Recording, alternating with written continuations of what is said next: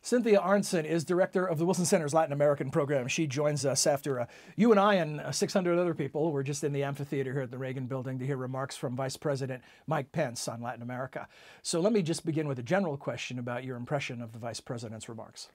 Well, I think it was a very articulate enunciation of the Trump administration principles, not only in the world, but also in the region. What I thought was interesting was an attempt maybe to soften a bit the concern around the world about what America First really means. And one of the first things that he said in a long opening statement before he turned to Central America and Latin America was that America First doesn't mean America alone. He also came out and endorsed NATO and reiterated U.S. strong support for NATO. That said, the policies toward Central America and toward the region, again, were very, very consistent with what's been articulated up until now, an emphasis on protecting American security by securing our borders, by preventing the flow of illegal drugs into this country, and stopping migration. And so those kinds of themes have been front and center in the policy, and this was a restatement. That said, there was also an emphasis on engaging the private sector, on encouraging governments in the region to undertake the necessary reforms to create prosperity so that there is more opportunity for people in Central America. From the regional perspective, Cynthia, whether it's Honduras or El Salvador, you name the country, how much does a message like this resonate when the Vice President is speaking clearly for the President and for the entire administration? Do people pay real close attention? Well, they definitely pay close attention. I'm sure that everybody who had access to a TV or a cell phone, was and knew about the speech was watching to see what was going to be said. There is some concern that governments in the region have expressed about what the Trump administration will do about the 300,000 or so Central Americans that are here from the Northern Triangle that are currently covered by temporary protected status. That's a unique category of legal immigrant status. Whether these people will be deported, what that will mean for the ability of countries in the region to absorb those people in terms of gainful employment.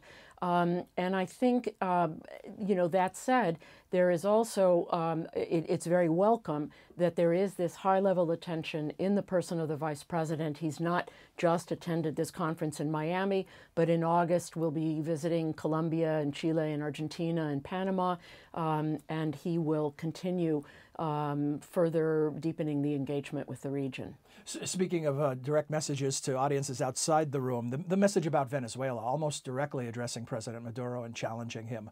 Can you react to that?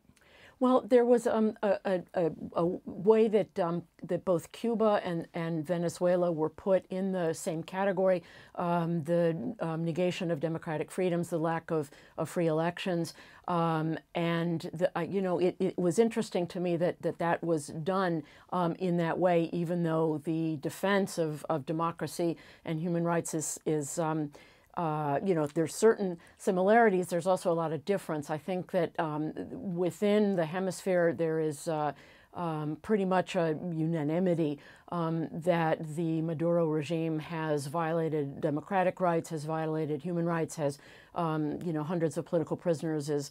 There have been scores of deaths, in these demonstrations that have been going on now for weeks. And so the Trump administration and the rest of the region are in sync on that issue. I'm not sure that the hardening of the Trump administration policy toward Cuba has received as warm a welcome in the hemisphere, and the real question is what is likely to produce the results that you are trying to achieve. Final thought, when you look at the region, where are the greatest opportunities for this administration to enhance cooperation among some of our allies in the hemisphere?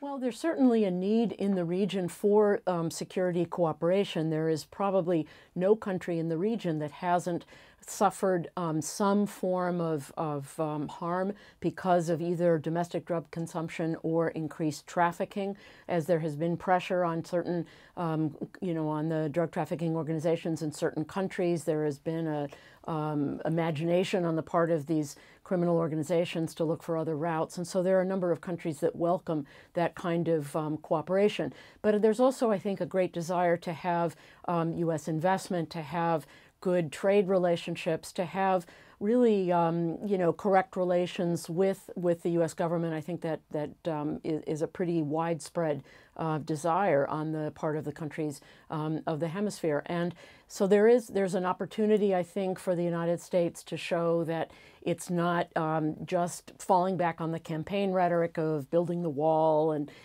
deporting immigrants, but there are positive things that the United States sees vis-a-vis the region. Great. Well, Cindy, thanks for joining us, and congratulations to the Latin America program. Nice to have the executive branch spotlight shined on your work. Thank you.